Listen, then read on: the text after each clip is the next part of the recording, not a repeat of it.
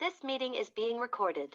Good morning, good afternoon, good evening, folks. Michael Zuber, one rental at a time, back with Taylor from Life Goal Investments, my 10-year Wall Street veteran. How you doing, buddy? Here we are. I forgot to compliment you on your shirt, too. Oh, yeah. This was a birthday gift from the wife. Heck yeah. She's got good taste. There you go. I like color, so she took care of me. Right so, on. dude, I got to ask you, I look at the market a little bit. I really haven't had any money in the game for 15 years because I got smashed in the .com crisis. But sometimes I look at the market, I look at the economic data, which I look at every day, and I go, what the hell? What the hell? We got a CPI print, we got, earnings, we got strong dollar, we got just nuttiness going on, and freaking Wall Street wants to go higher. I don't get it. What's going on? Yeah. So it's short term in nature, right? It's been a couple days, but nonetheless, it's been a big bounce. And so people maybe got a little overextended on the short side, but I'm with you. I cannot make sense of this. So I saw the dollar strength quantified as to what that does to S&P earnings in like really simple math, and distilling this big equation down to very simply putting it.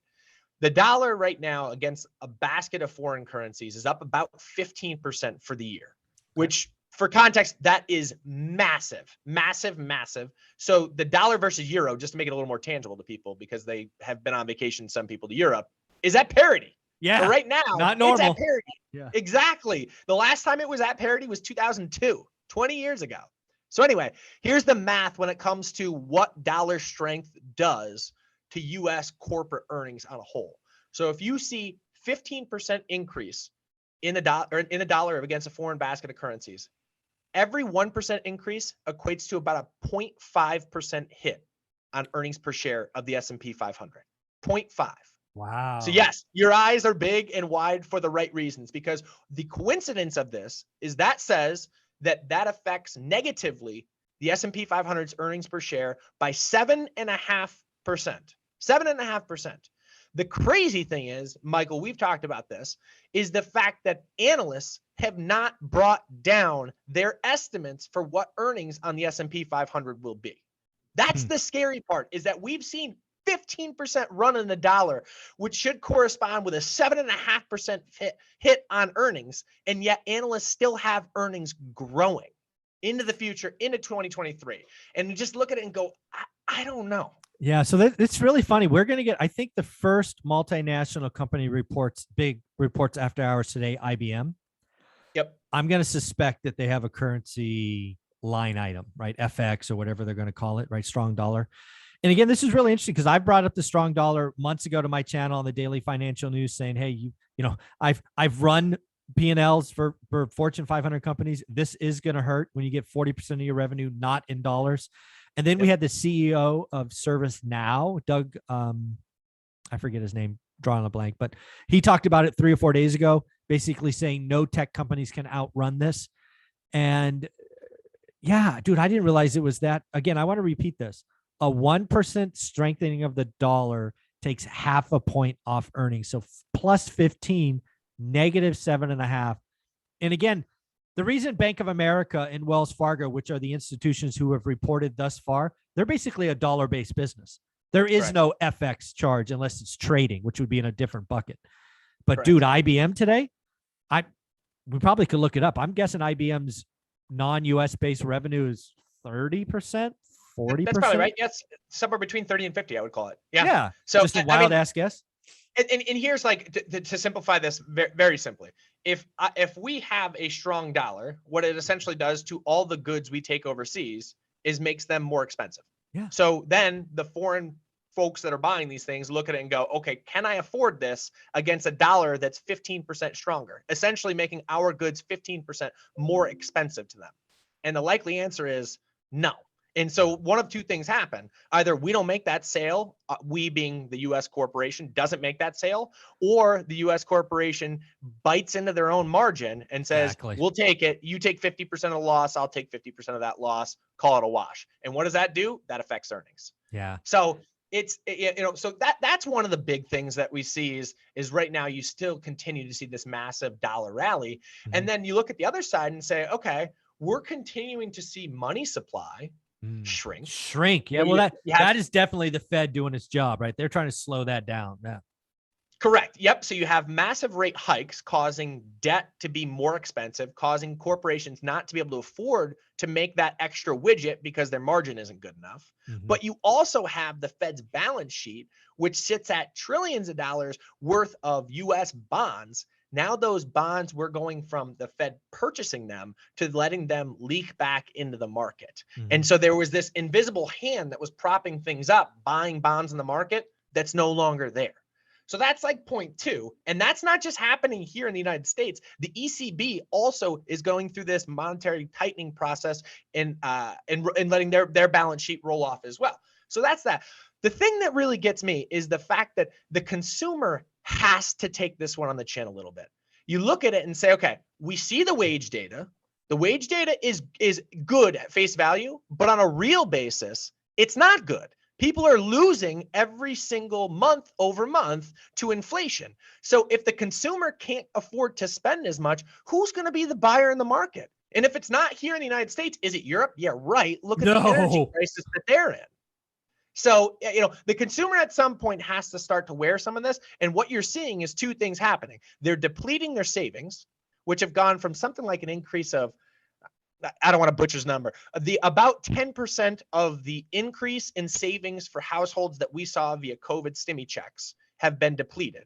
And now you're also seeing the credit cards start to get burned up as well. And that debt is more expensive because the Fed's taking rates higher. Yeah. And so consumer sentiment, business sentiment is poor right now, poor to levels that we haven't ever seen. Home builders today, largest monthly drop ever. Yeah. This is the Fed doing what they do, I guess. And then, so the last thing is, and we discussed this a little bit on the previous topic, was we've seen multiple compression. We've seen what people are willing to pay for every dollar worth of earnings go from $21 at the beginning of the year to now $16.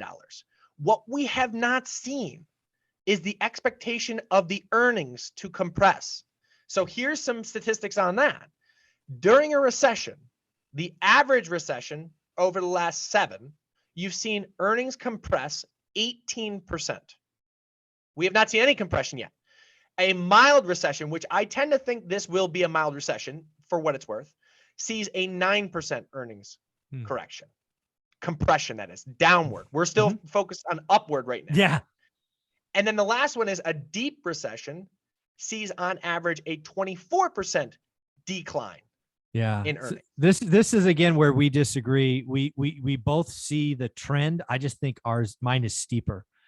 I believe my current belief hasn't changed. I believe we get through this kind of session with decent numbers, but I think there's a deep dark recession. So again, I'm on the 24. I don't see this whole shallow. I see it just almost, to me, it almost feels like we had such money raining down on fools and stimulus ballers that the only outcome is how the hell can this be shallow, right? Yep. Believe me, I want to be wrong, but you could be right.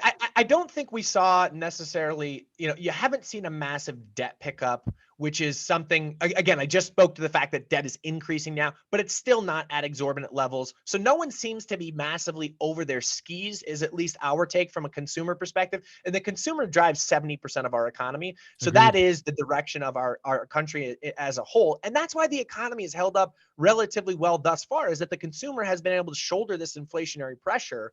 But I think you're starting to see chinks in that armor, and you're starting to see that break down. No, I totally agree. Well, let's keep the topic on the strong dollar. Obviously, we both talked about in a previous video that we both think the Fed's going to go 75. Generally speaking, that probably strengthens the dollar. But we have other central banks around the world. Canada last week surprised with a full 1 basis point move. Shout out Canada for having the balls to do that. ECB is right on the cusp. There's rumors that it'll happen this week, that they'll start raising rates. Does King Dollar just get stronger, or does these other raises take some of the shine off the dollar going forward? Because again, 15% strength. Does it keep going, or does it fall back a little? I think you've had a several standard deviation move, and I think that probably it abates, right? So yeah, I'm not smart. saying you're going to see a massive sell-off in the dollar, but I don't think that you can continue to see this movement upwards. It's just been too far, too fast. Agreed. Again, 15% might not sound like a lot because you think about terms of the market, et cetera. This is the largest market, the Forex market, The deepest of deep. currency. Yeah. Mhm. Yeah.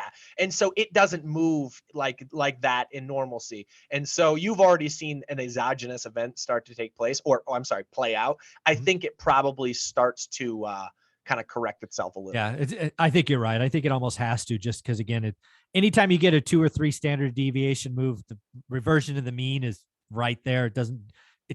Again, you have this long history that, and it's a third 3 deviation. It's almost got to Yep. come back. So Yeah, to me, my mother's a statistician, so there you go. She, Yeah, she's not a good investor because every time she's like, it's a 1 standard deviation move, like you better get on the other side of that one. It's like, Mom, eventually what happens is that pendulum swings too far before it rotates back. So yeah, we ain't talking 1 deviation, Mom. We want 2s and 3s. Let's have some fun. Right, exactly. Well, Taylor, where can people find you? Yeah, follow us at Life Goal Investments on Instagram, at Life Goal Investments. Awesome. Thanks, buddy.